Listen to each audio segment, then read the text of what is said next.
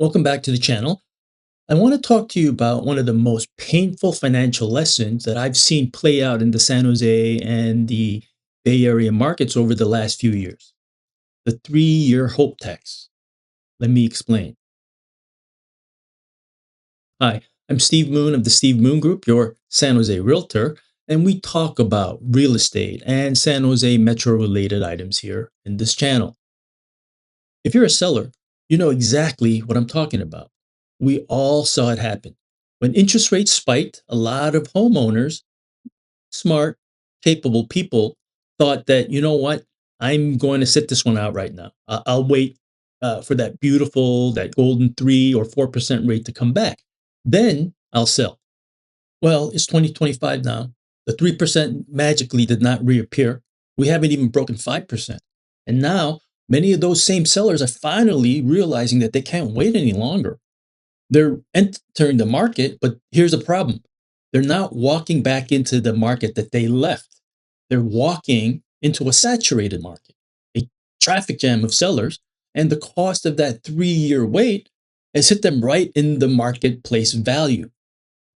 You've paid a tax on hope, and it wasn't cheap. Let's define the crisis using numbers. Starting in 2022, the Fed aggressively raised rates. Inventory immediately skyrocketed. Everyone froze, and it took a year to burn off that inventory, and it dropped for the next 2 years. But starting in 2025, as the hope for those ultra low rates finally faded, all of that pent up inventory, the homes that were coming soon for the past 3 years, they rushed back on the market. Look at the vertical jump at the start of the year.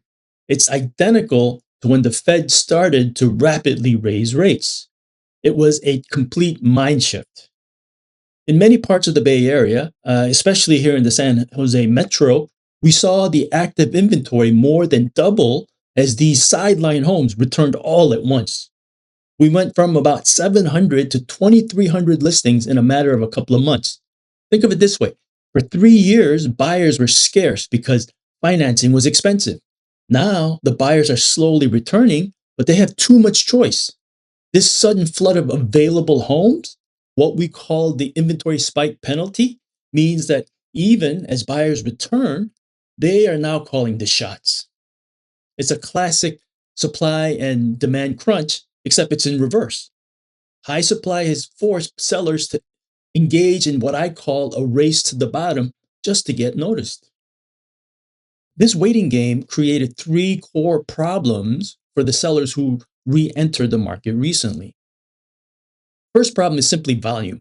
The realization that rates wouldn't drop, that this new normal is perhaps now 6 or 7%, that forced everyone's hand at the same time. And this created an instant glut. 3 years ago, your home was competing with maybe 5 others in your zip code. Today, it's competing with more like 15. And many of those 15 are now desperate. This dramatically reduces your home's leverage. The second problem is the silent killer, the cost of holding a stagnant asset. This is where the hope tax really hits hard. You might have saved on a realtor's commission for a few years, but you were paying property taxes, rising cost of insurance, maintenance, and maybe a mortgage. If your property needed updating, 3 years didn't make those updates any cheaper. It actually made them much more expensive and more necessary. You were spending money just to stand still while the value of your hope depreciated. And that hadn't happened in many years. And finally, we have the Meh Asset Stagnation. These are the undesirable, non updated properties, the ones that really needed a new floor or a kitchen or a bathroom refresh before they got pulled off the market. Now they're back and they're competing with a massive glut. When buyers have 15 homes to choose from, they skip the meh ones. They go for the ones that are either immaculate or significantly cheaper. The ones in the middle are sort of stuck in limbo.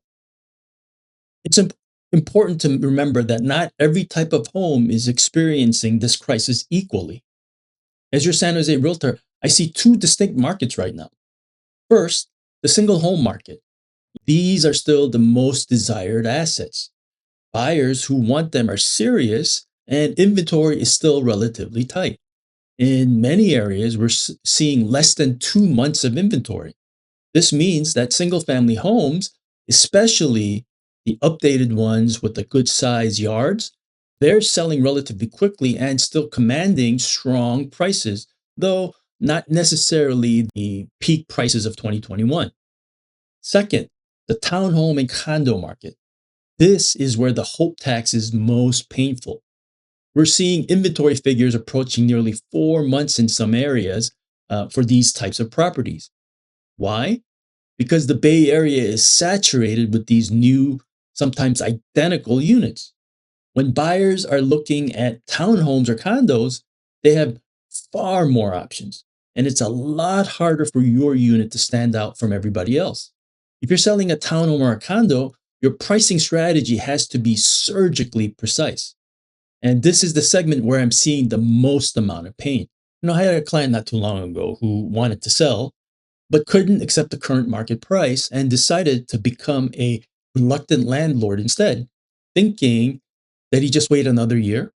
Now he's dealing with tenant wear and tear, which is always greater than anticipated, by the way, midnight repair calls, and his asset is still sitting stagnant. And 3 years, now maybe 4 or 5 years, it's going to be that much older. They didn't avoid the hope tax, they just bought an expensive extension, making their eventual loss even bigger because they wanted to gamble rather than deal with today's reality. And unfortunately, I've repeated this scenario several times this year. I wish them all the best, but it doesn't look great so far from a purely numbers perspective for next year. So, what do you do if you're that seller? You don't have time to wait another 3 years, so you need a survival checklist. One, price smartly to attract serious buyers. Stop looking at your neighbor's 2021 sales data. Look at the three most recent relevant sale and price slightly below the most similar property. Your first price is the most powerful marketing tool. Nobody cares about what you need to get out of this transaction. Two, understand that only top tier quality sells quick. If you skip the new paint or the kitchen or the bathroom refresh, that must be factored into your price. If your house looks and feels meh, you need to compensate with a wow price. Update or price aggressively. There is no in between. Three, leverage the current buyer friendly market. Buyers are feeling slightly more confident, and rates, while still elevated, are often trending down or stabilizing.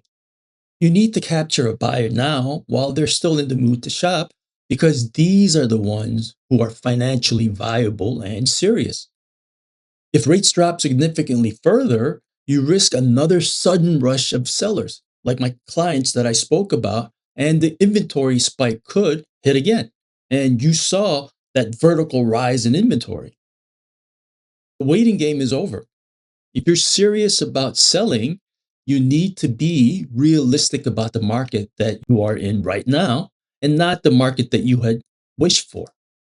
Don't pay the hope tax twice. Now, if you found this information to be useful, please share this with someone and subscribe to this channel. Thanks for watching, and I hope to see you in the next video.